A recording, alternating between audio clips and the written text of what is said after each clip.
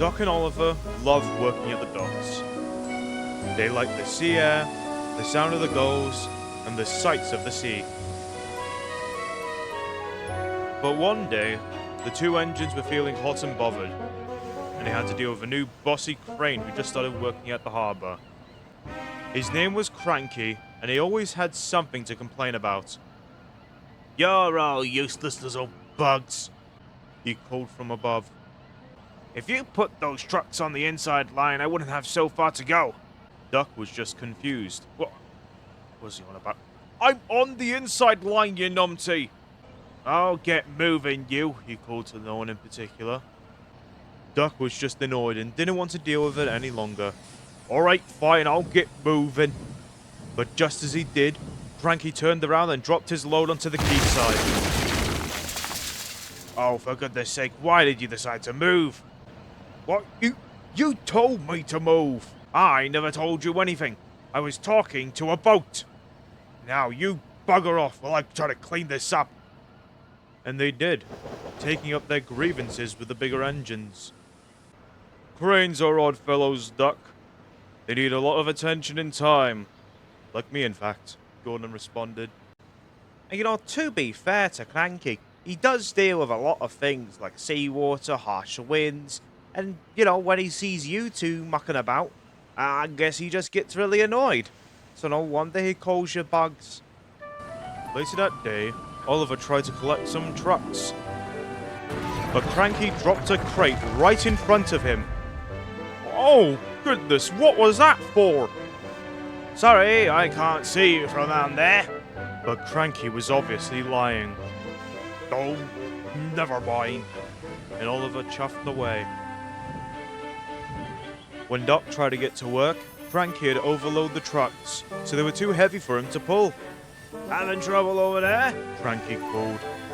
"You've overloaded the trucks. They're too heavy for me to pull now, so I'll have to resort them and take them one by one." "Well, sorry, but it doesn't really sound like my problem," Cranky responded. They got back to work. But Doc and Oliver didn't want to work anymore. Not with Cranky. While Duck was planning to go speak to the Fat Controller, Cranky got to him first, and he had some stern words for the two engines. "I brought you here because I thought you could work well by the sea. It's clear to me that I was wrong. So now I'm going to have to make other arrangements, and you two will go back to working in the yards." The two engines were hurt, Oliver especially, but they didn't argue, and they went back to the yards. It was quite obvious to everyone that they were very annoyed by this arrangement. Later that night, however, the rain began picking up, turning into a full-on storm that swept over the island. As the storm raged on, Cranky and the bigger engines were all stuck at Brendam Docks. "We'll be safe in this shed," James said, hopefully.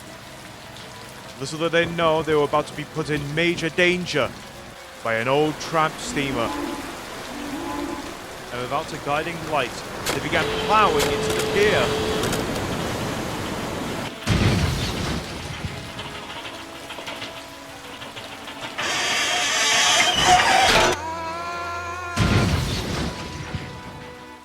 "Help!" pulled the engines from under the shed.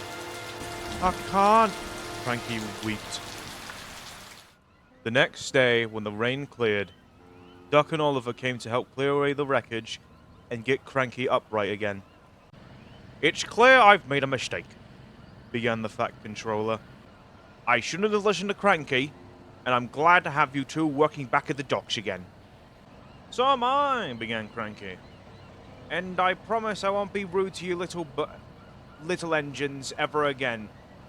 Now, can you two mites get out of my way because I need to get back to work?" Okay, no, he's coming out for that one.